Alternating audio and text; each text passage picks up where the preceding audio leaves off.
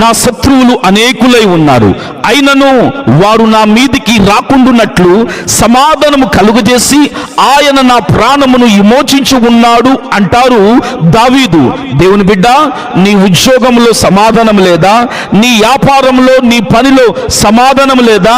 నీ ఇంట్లో, నీ మనసులో సమాధానం లేదా?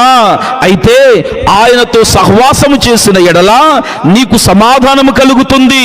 శిష్యులు యూదులకు భయపడి ఇంటి తలుపులు మూసుకొని ఉన్నప్పుడు యేసయ్య వచ్చి మధ్య నిలిచి మీకు సమాధానము కలుగును గాక అని భయాన్ని పోగొట్టి సమాధానం ఇచ్చాడు.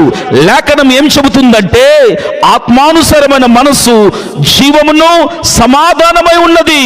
నీకు ఆత్మానుసారమైన మనసు ఉంటే నీకు సమాధానము కలుగుతుంది. దేని గురించి చింతపడకుండా ప్రతి విషయంలోనూ ప్రార్థన విజ్ఞాపనల చేత కృతజ్ఞత పూర్వకంగా మీ విన్నపములు దేవునికి తెలియజేయుడి. అప్పుడు సమస్త జ్ఞానమునకు మించిన దేవుని సమాధానము యేసు క్రీస్తు వలన మీ హృదయములను, మీ తలంపులకును కావలిగా ఉండును. ఆయన అల్లరికి కర్త కాడు, సమాధానానికి కర్త.